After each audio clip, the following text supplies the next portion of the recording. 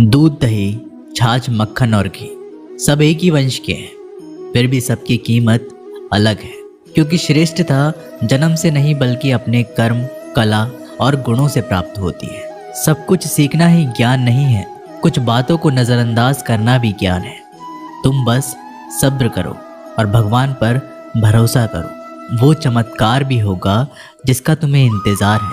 चिंता मत करो, एक दिन भगवान तुम्हें तुम्हारी सारी खोई हुई मुस्कुराहटें लौटा देंगे और फिर तुम पहले की तरह मुस्कुराओगे। विश्वास रखिए, अगर आप किसी के लिए निस्वार्थ कुछ अच्छा करोगे तो कहीं ना कहीं आपके लिए कुछ बहुत अच्छा होगा।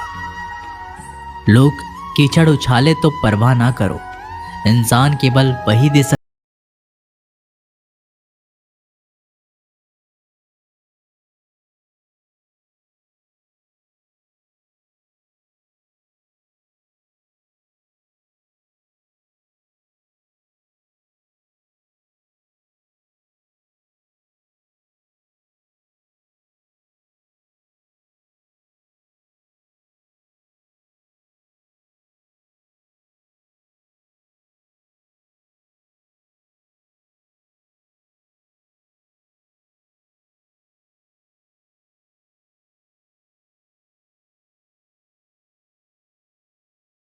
हमारे लिए कोई भी व्यक्ति कितना भी सुंदर या आकर्षित क्यों ना हो, लेकिन जीवन में आने के बाद मनुष्य हट जाता है। इसीलिए कभी किसी को बार बार देखने को मन तरसता था तो आज उसे देखने का मन नहीं करता।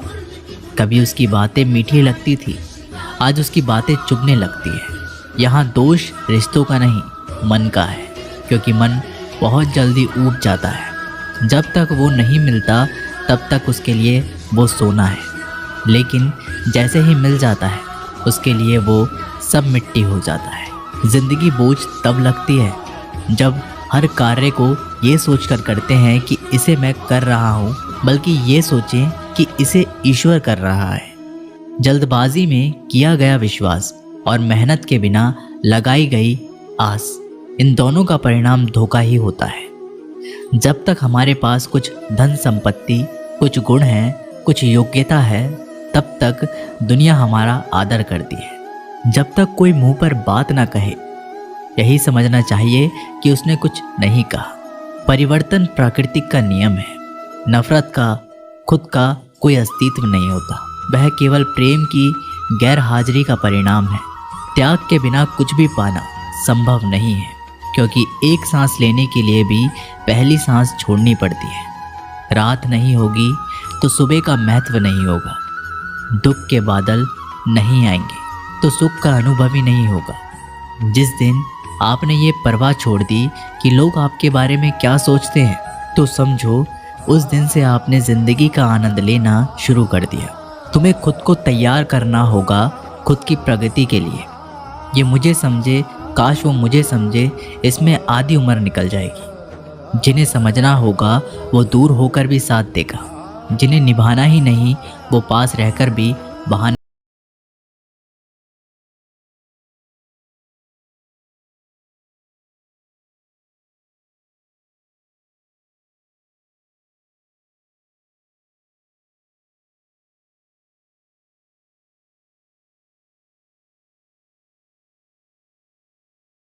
रोना कोई बड़ी बात नहीं, हर कोई हालात से हारता है और रोता है।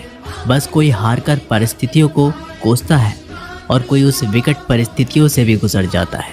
उभरता है जब कोई समझे ही ना तो उसे समझाने की ज़रूरत क्या है। जब कोई माने ही नहीं तो उसे बताने की ज़रूरत ही क्या। जिन रिश्तों में एक दूसरे की भावनाओं की कद्र ना हो, उन रिश्तों को ज़बरदस्ती खींचने की ज़रूरत ही क्या। श्री कृष्ण कहते हैं, रूठ जाने के बाद कसूर चाहे किसी का भी हो, बात शुरू वही करता है जो प्रेम करता है। आशा मत खोना, आप कभी नहीं जानते कल आपके लिए क्या लाने वाला है। एक जंगल में एक काला कौवा रहता था। वह अपने काले रंग से बहुत ही परेशान था। एक दिन वो महात्मा जी के पास पहुंचा और महात्मा जी बड़ी चमत्कारिक शक्तियाँ जानते थे। उनको प्रणाम करके काला कौवा महात्मा जी से बोला, मैंने सुना है आप रूप परिवर्तन कर सकते हैं। मैं अपने रूप से बहुत ही परेशान हूँ। मुझे रूप बदलना है। महात्मा जी ने कहा, दिक्कत क्या है? तो कौवा अपना दुख बताने लगा कि मैं काले रंग का हूँ। काले रंग से मुझे घिन आने लगी है। लोग मुझे देखते हैं कि उड़ा देते हैं, अपनी नज़रों के सामने रखना पसंद नहीं करते। कभी आपने देखा है कि किसी इंसान को कि वो कोए को लाड़ प्यार कर रहा हो? मुझे लगता है ये जो रूप है मेरा, मेरी खुशियाँ के आड़े आ रहा है। मुझे बदलना है। महात्मा जी ने कहा, ठीक है, तुमने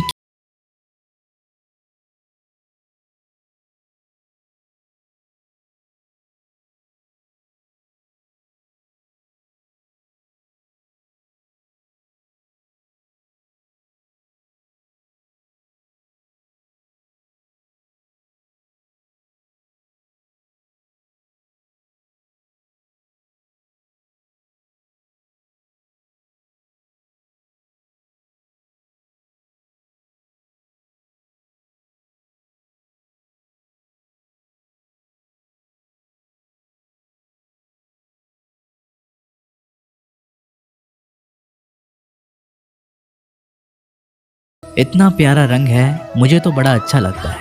हंस ने कहा, तुमने देखा है कि जब लोग मर जाते हैं, अर्थी उठाए जाते हैं, तो अर्थी पर सफ़ेद चादर ढकी जाती है। ये भी कोई रंग है सफ़ेद?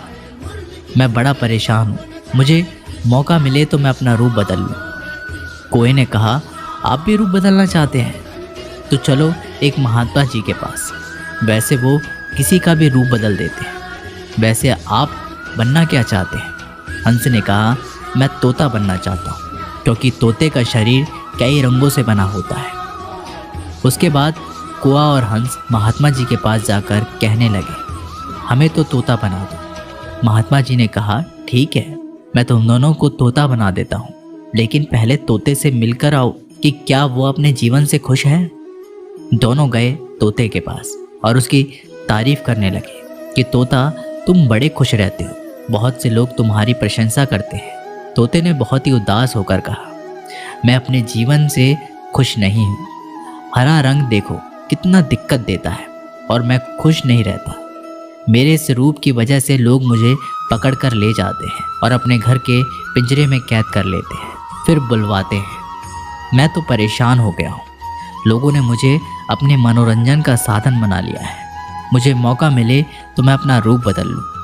ये दोनों एक दूसरे को देखने लगे और कौआ और हंस दोनों ने कहा, भाई चलो रूप बदल देंगे। एक महात्मा जी हैं, वो हमारा रूप बदलेंगे। तीनों उड़कर पहुँचे महात्मा जी के पास। बोले, मैं तो मोर बनना चाहता हूँ। तीनों ने कहा, हमें मोर बना दीजिए। महात्मा जी ने कहा, ठीक है, बना देता हूँ, लेकिन उससे पहले मोर से जाकर तो मिलो कि वो खुश है कि नहीं। उसके बाद तीनों उड़ कर के मोर